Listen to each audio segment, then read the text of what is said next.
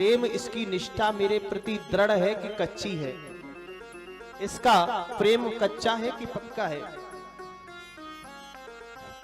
गोपियों ने कहा प्रभु हमने ऐसा सुना है, एक प्रेमी तो ऐसे होते हैं जो प्रेम करने वाले से ही प्रेम करते हैं, दूसरे ऐसे होते हैं प्रेम न करने वाले से भी प्रेम करते हैं, और तीसरे ऐसे होते हैं जो प्रेम करने वाले से भी प्रेम नहीं करते और प्रेम न करने वाले से भी प्रेम नहीं करते। बताओ महाराज प्रेमी कितने प्रकार के होते हैं। श्याम सुंदर कहते हैं आपके जो पहले वाले हैं प्रेम करने वाले से प्रेम करने वाले, ये तो स्वार्थी कहे जाते हैं। प्रेम के बदले प्रेम करना ये तो स्वार्थ है। आपके जो दूसरे वाले हैं प्रेम न करने वाले से भी प्रेम करें, ऐसे होते हैं माता पिता। करुणा पितरो यथा, बच्चा माता पिता से प्रेम करे या न करे पर माता और पिता उससे हमेशा प्रेम ही करते हैं।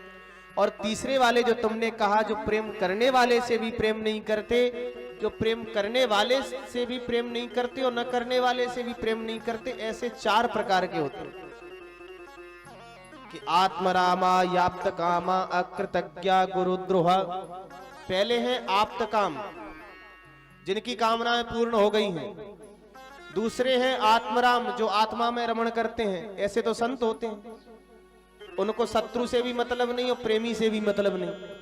तीसरे वाले होते हैं अकृतज्ञ। अकृतज्ञ उसे कहते हैं जो किए हुए को न माने। बोलो राधे राधे। आपने किसी के साथ उपकार किया और वो कहता है मेरे साथ किया ही क्या है, ऐसा होता है अकृतज्ञ। और चौथा है गुरुद्रोही। गुरुद्रोही उसे कहते हैं आपने किसी का हित किया,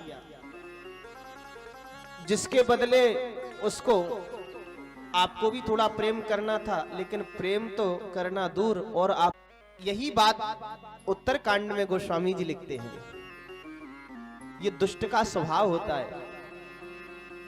धूम अनल संभव सुनो भाई, धूम अनल संभव रोग भाई, धूम अनल संभव सोनो भाई, धूम अनल संभव सोर भाई, यही बूझाई घन पल भी पाई, यही बूझाई घर पद भी पाई, धूम अनल संभव सोनो भाई, धूम अनल संभव सोर भाई।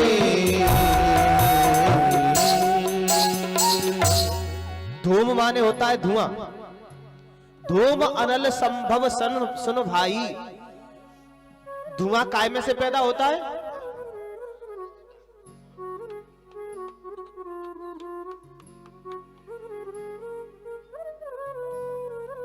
धुआं पैदा होता है अग्नि में से। अग्नि में से ही होता है क्या नहीं? जब धुआं पैदा होता है अग्नि में से और वो धुआं आकाश में जाकर के जब बादल का रूप ले लेता है, तो सबसे पहले बादल बरस करके किसको बुझाता है? जिस अग्नि में से पैदा हुआ उसी को। इसी प्रकार से दुष्ट की स्थिति है, जो हित करता है उसी को कष्ट पहुंचाने का प्रयास पहले करता है। इसीलिए कहा गया है दुष्टों का संग कभी नहीं करना चाहिए, क्योंकि दुष्ट की स्थिति कैसी है? रजमही परही, रजमही परही निरादर रहई,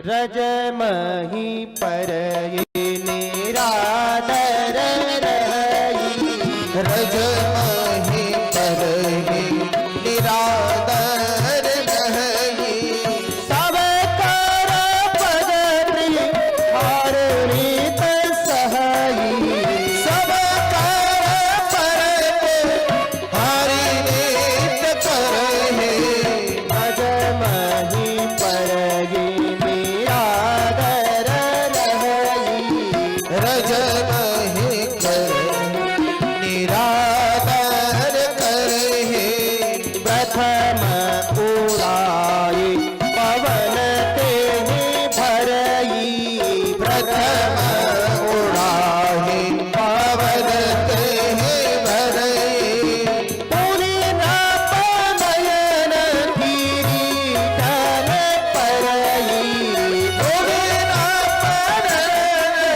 किरीटन करहि मही परये निरादर रहई निरादर रहहि निरादर रहहि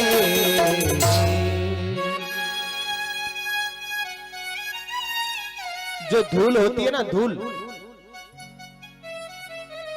धूल तो आप जानते ही होंगे कि नहीं जानते? बोलो तो सही। अरे मैयाओ बोलो, धूल नहीं जानते? अपने आंगन में से धूल झालते हैं, रास्ते में भी मिलती है। धूल सब जगह होती है। इसी को रज कहते हैं। रज कहाँ होती है? धूल कहाँ पड़ी होती है? रास्ते में पड़ी होती है। तो रज मही परहि निरादर रहई। इस रज की, इस धूल की कोई ज्यादा वैल्यू नहीं है। ऐसे ही पड़ी रहती है, निरादर पड़ी रहती है। कोई इसका बहुत बड़ा आदर नहीं करता। क्या होता है? सब कर पग प्रहार नित सहई। लोग लात मारते रहते हैं। मारते रहते हैं कि नहीं? सबकी लात खाती रहती है ये धूल। परंतु इस धूल को किसी ने सोचा कि चलो इस धूल को भी, ये पड़ी हुई है बेचारी रास्ते में, इसको ऊंचा उठा दें। तो किसने प्रयास किया? सबसे पहले प्रयास करती है हवा।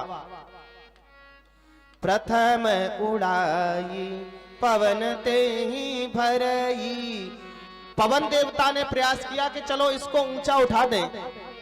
जो निरादर पड़ी रहती धूल चरणों में, उस रज को यदि पवन देवता ने उठाया तो रुज का काम है उस पवन देवता को ही गंदा कर देती है। प्रथम उड़ाई पवन तेहि भरई। पवन देवता ने प्रयास किया कि इसको ऊंचा उठा दे तो उसको ही गंदा कर दिया।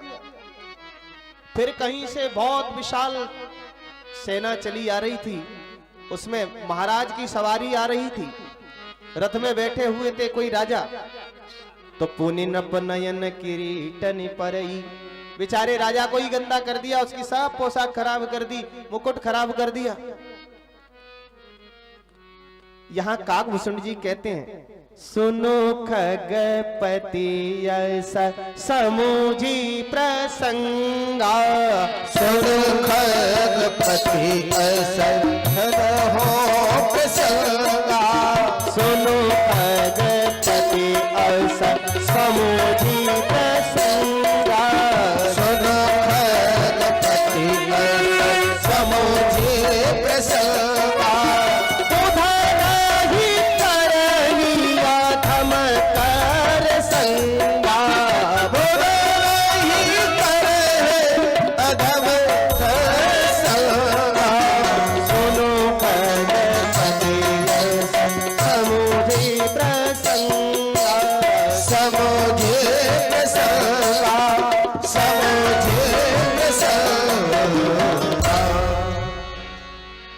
हे खगराज गरुड़ जी, इसी प्रकार से, जिस प्रकार से यदि धूल का कोई संग करता है तो वो स्वयं ही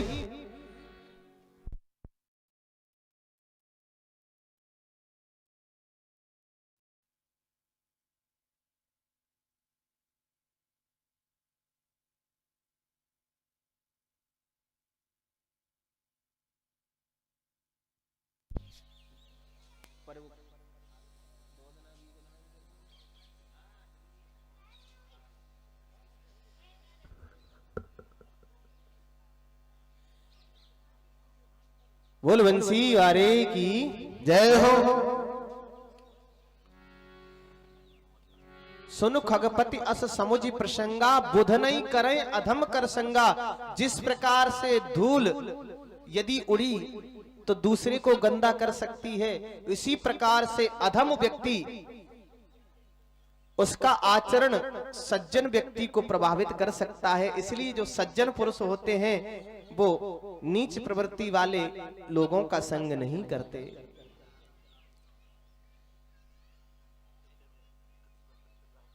ऐसी प्रवृत्ति वाले लोगों को कहा जाता है गुरुद्रोही। भगवान कहते हैं ऐसे तो गुरुद्रोही होते हैं जो किए हुए को न माने। गोपियों ने कहा महाराज क्षमा करिएगा, हमें आप चौथे वाले ही जान पड़ रहे हो। श्याम सुंदर हंस के कहने लगे अरे देवियों कैसी बात कर रही हो। बोले सही तो कह रहे हैं, प्रेम के बदले प्रेम करना तो गया चूल्हे भाड़ में, हमको कष्ट और देते हो, आप परेशान करते हो। भगवान ने कहा देवियों तुम्हारा प्रेम तो विलक्षण है, मैं इसके बदले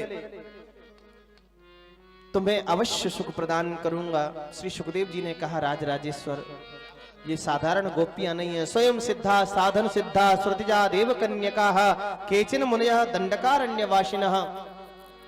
इन्होंने जन्म जन्मांतर तपस्या की है भगवान को प्राप्त करने के लिए। दंडकारण्यवासी मुनि जनों ने राघव का दर्शन किया तो मन में भाव आया हम भी यदि स्त्री होते और कहीं राघव हमें स्वीकार कर लेते तो हम पर बड़ी कृपा होती। तो भगवान श्री राम जी ने इनको आशीर्वाद दिया, द्वापर में तुम्हारी मनोकामना पूर्ण करेंगे। वही गोपियां बनकर के आए हैं। श्री सुखदेव जी कहते हैं बड़ा विशाल रास मंडल और इसके मध्य में विविध प्रकार के वाद्य बजते और श्री किशोरी राधा रानी तथा समस्त गोपियों के साथ श्री श्याम सुंदर नृत्य करने लगे।